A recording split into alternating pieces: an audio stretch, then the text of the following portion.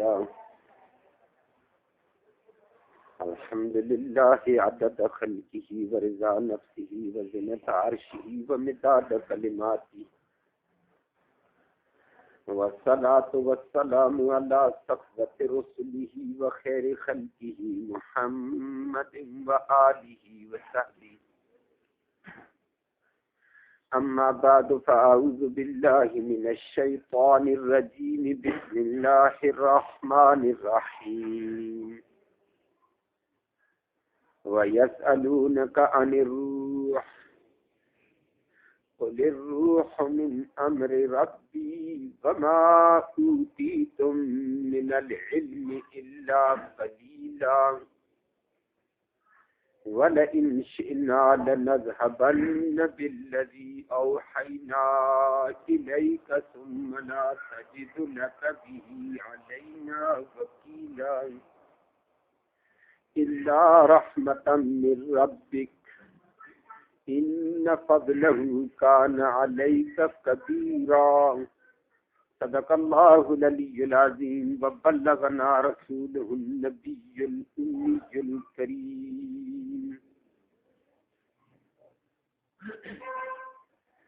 قابل تقریم معزز سامعین کرام، کل کی آیات میں اللہ نے قرآن کی عظمت، قرآن کی رحمت اور قرآن کی شفاعیت کا ذکر فرمایا کہ یہ عظیم کتاب تمہارے پاس رحمت اور شفا والی آئی ہوئی ہے، ہر طرح کی امراض کی شفا اس سے حاصل کر دو. اور اسی ضمن میں فرمایا کہ یہ بہت بڑی اللہ کی نعمت ہے، لیکن انسان بڑا عجیب ہے، جب ہم اس کو نعمتیں دیتے ہیں یہ غرور مغرور بن جاتا ہے، تھوڑی سی اس کی ڈور کھینچتے ہیں تو مایوس بھی بڑا ہو جاتا ہے.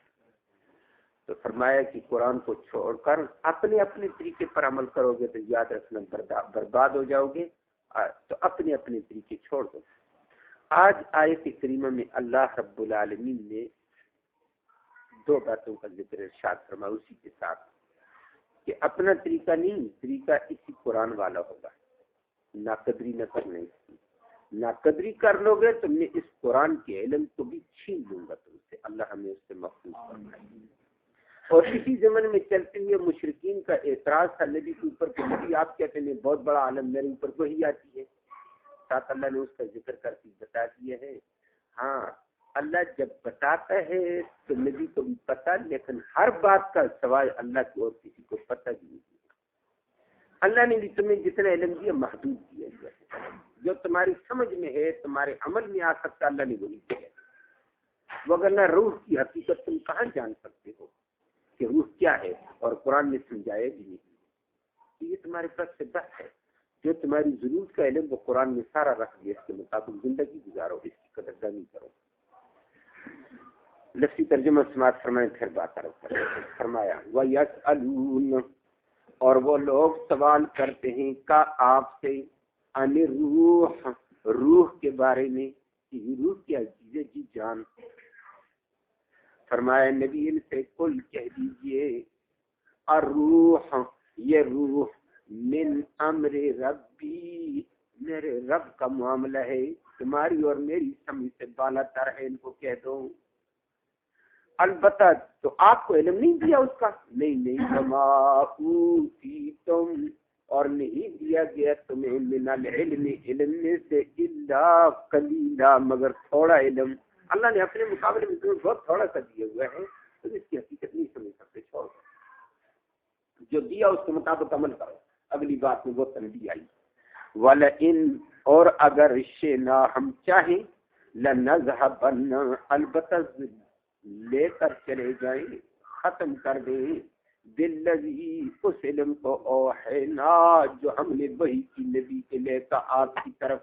ہم چاہیں تو ہم اس کو بھی چھین لیں، اور جب ہم چھینیں گے نا، ثم لا تجد، پھر تم نہیں پائے گا نبی تو بھی لکا، اپنے لیے بھی اس علم کو بچانے کے لیے، علینا، ہمارے مقابلے پر، وکیلا، کوئی کارساز کام بنانے والا. ہم جب لیں گے تو آپ کو کوئی ایسا مددگار نہیں ملے گا. ہاں اللہ نہیں لیتا ہے الا رحمتن، مگر بچانے والی رحمت ہے، من ربک، وہ تیرے پروردگار کی طرف سے ہو تو ہو. باقی اللہ لیتا نہیں دیا اتنا بڑا علم تو یہ اقرار کرو ان فضل، بے شک یہ اللہ کا فضل کان علیک کا ہے نبی آپ کے اوپر کبیرہ، بہت بڑا، کتنا بڑا قرآن آپ کو دے دیا ہے۔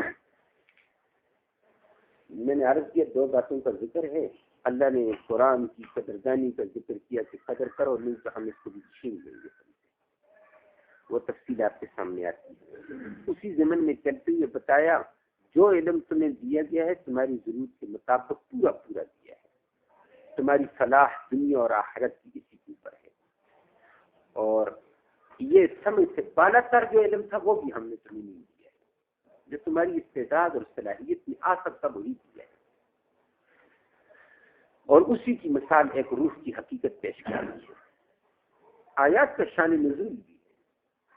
حضرت عبداللہ بن مسعود رضی اللہ تعالیٰ عنہ فرماتے ہیں کہ مجھے یاد ہے، بخاری شریف میں روایت آتی ہے، کہتے ہیں مجھے یاد ہے میں ایک دفعہ نبی کریم صلی اللہ علیہ وسلم کے ساتھ مدینہ میں اس طرف جا رہا تھا، اور نبی کریم صلی اللہ علیہ وسلم کے ہاتھ میں لاٹھی تھی، کھجور کی ٹہنی تھی، تو وہ نبی کریم صلی اللہ علیہ وسلم اس کھجور کی ٹہنی کے اوپر چلتے ہوئے جا رہے سہارے کے ساتھ، آگے چلتے چلتے گئے تو ایک میدان تھا، جیسے آبادی کے ساتھ میدان، گراؤنڈ، تو وہاں یہودی لوگ کافی تھے، تو ان یہودیوں میں سے ہم سن رہے، ہم قریب آ گئے، انہوں نے ہمیں دیکھ لیا، ہم نے ان کو دیکھ لیا، گراؤنڈ میں وہ نظر آ رہے تھے، انہوں نے نبی صلی اللہ علیہ وسلم کو دیکھ لیا کہ اللہ کا مسلمانوں کا نبی آ گیا، تو وہ آپس میں ایک دوسرے کو ایک شرارتی کہنے لگا، یہ محمد کہتے ہیں مجھے بہت بڑا علم ہے، مجھے بہت بڑا علم ہے، میرے اوپر وحی آتی ہے، مجھے ہر چیز کا حکم آتا ہے اللہ کی طرف سے، ہر ناجائز اور جائز کا مجھے اللہ بتاتے ہیں، اس کے مطابق ایسے ہے بھی آتا ہی تھا، جائز ناجائز کا حکم تو اللہ کو نبی کو بتاتے تھے، بھائی یہ جائز ہے یہ ناجائز، اس سے بچ، اس کو فرق، اور ساری تفصیل عقائد یہ صحیح ہے یہ غلط، اعمال یہ صحیح ہے یہ غلط، یہ ساری وحی سے آ بھی رہا تھا اور نبی بتاتے بھی تھے۔ تو کہنے لگا یہ ہر وقت کہتا ہے میرے اوپر وحی آتی ہے، مجھے علم آتا رہتا ہے، اپنے آپ کو بڑا بتاتا ہے، آج اس سے ایسا سوال کرتے ہیں جس سے یہ پھنس جائے گا۔ تو وہ آپس میں ایک دوسرے کو کہنے لگے، ایک بندے نے کہا، دوسرے نے کہا سوال نہ کرنا، بندہ ہے سچا نبی، اور سچے نبی پر اگر مشکل بھی سوال کر دو گے، اس کے علم میں نہ بھی ہوا، اس نبی کا نبی بنانے والا رب وہی سے اس کو بتا دے گا، اور بندہ جواب دے دے گا، تمہارے ہاتھ کچھ نہیں آئے گا، لہٰذا چھوڑو سوال نہ کرو۔ تو ایک چند شرارتی کہتے ہیں سوال کرتے ہیں مشکل کا، سمجھنے کے لیے سوال نہیں تھا، ایسی آزمائش میں ڈالنے کے لیے، اگلے کو بند کرنے کے لیے، ایسے سوال اسلام میں حرام ہوتے ہیں، لیکن وہ مسلمان تو نہیں تھے اور کر بھی رہے نبی سے، دوسرے نے کہا جواب ہو جائے گا، نہ کرو سوال۔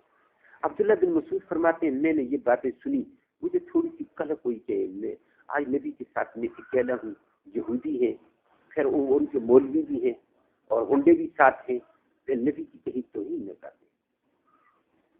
بہرحال ہم نبی کریم صلی اللہ علیہ وسلم کی بہترین آگے چلتے جا رہے ہیں، جیسے ان کے قریب سے گزرنے لگے وہ گراؤنڈ سے آگے آئے، نبی کریم صلی اللہ علیہ وسلم سے ملاقات کر، اور نبی صلی اللہ علیہ وسلم کی عادت شریفہ تھی کہ اگر گمراہ بھی آئے، کافر بھی آ جائے، نبی کھلے دل سے ملا کرتے تھے۔ یہ اللہ نے اخلاق دیے، اللہ ہم سب کو نصیب فرمائے۔ آج کل ہمارے اندر اتنی پڑن ہوتی ہے، میں آپ کو نہ پوچھوں آپ مجھے نہ پوچھیں، پتہ نہیں کس وجہ سے ناراض ہیں۔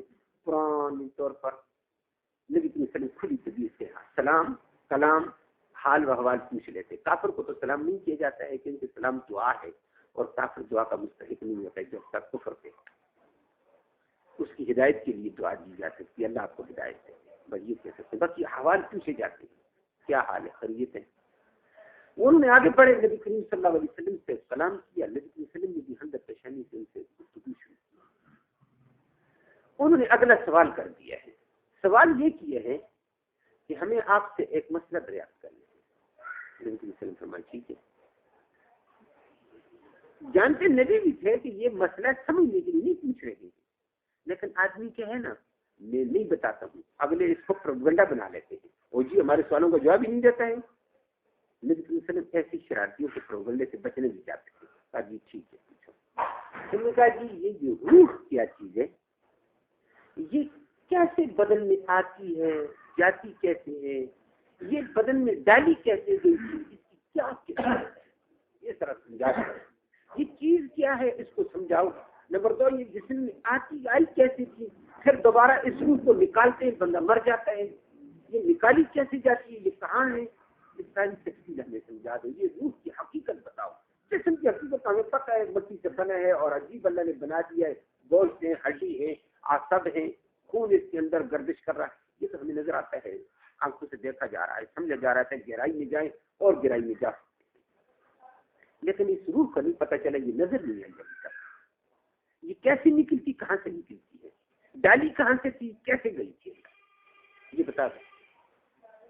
یہ سوال کر دیا انہوں نے. عبداللہ بن مسعود رضی اللہ عنہ فرماتے ہیں سوال تو ہوا, اور بات عبداللہ بن مسعود بہت بڑا عالم تھا, نبی صلی اللہ علیہ وسلم کا صحابی تھا, خصوصی شاگرد تھا. وہ کہتے ہیں میرے علم میں یہ آئے سوال کا جواب کیا دیا جائے, ابھی تک اس حوالے سے بڑی بولی نہیں تھی. یہ تو کہتی ہے کہ انسان کے اندر روح ڈالی جاتی ہے. بچہ جس وقت ماں کے رحم میں اللہ تصویر بناتا ہے, نطفہ اندر جاتا ہے, تصویر 3 چلوں میں بن جاتی ہے.